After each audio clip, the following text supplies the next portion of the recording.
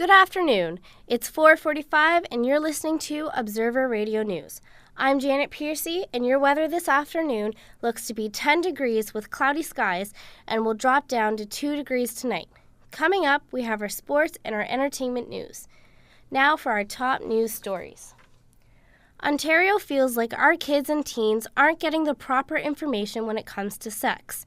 The government wants the curriculum for sex to change in schools, especially for grades 1 to 8. Many parents have spoken out against this, feeling that they are the ones who should inform their kids about sex and not schools.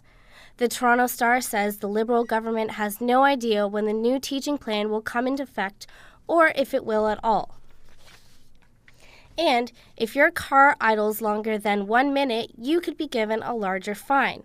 The City of Toronto is considering changing the anti-idling bylaw and increasing the fine to $125. Instead of your car being allowed to idle for 3 minutes, it is decreasing down to 1 minute only. According to the Toronto Star, after a traffic pollution report in 2007, the Board of Health recommended that there be a decrease to reduce pollution. The changes are being considered in May. And Toronto's first completely dark restaurant hopes to change statistics. Au Noir owner Mo Alameddine creates jobs for the visually impaired.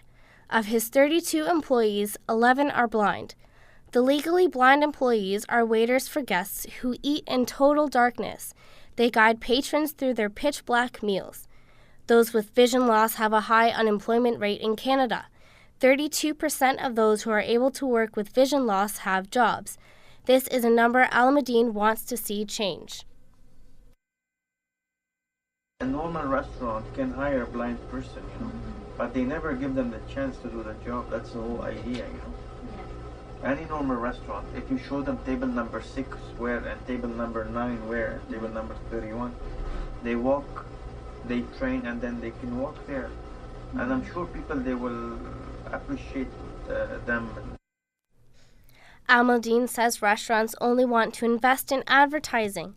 He is confident that his restaurant will continue to raise awareness for the visually impaired.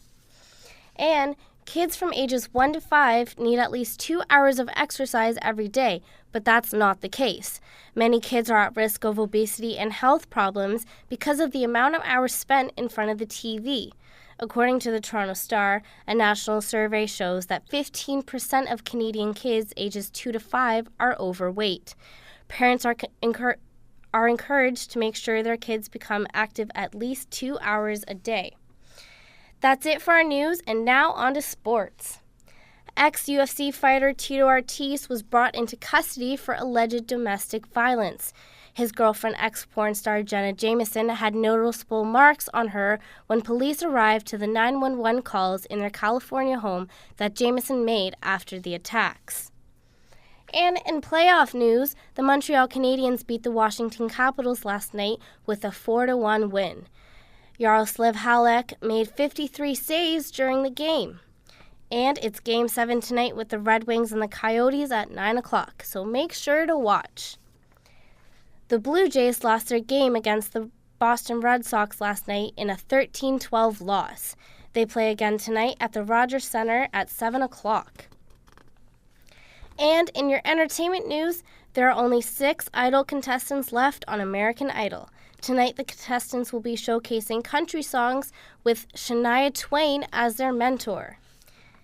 Snoopy, Charlie Brown, and the rest of the Peanuts characters have been sold. The licensing rights to the cartoons were sold for $175 million to Joe Boxer, owner of the Iconics Brand Group Incorporated. More Peanuts products are to be manufactured this year and is hoped to make $2 million in sales. And to all you Jonas fans out there, the Jonas Brothers are coming to Toronto in September as part of the Disney's Camp Rock tour. And that's it for your news. Thanks for tuning in and have a great afternoon. This is Janet Piercey reporting for Observer Radio News, Toronto.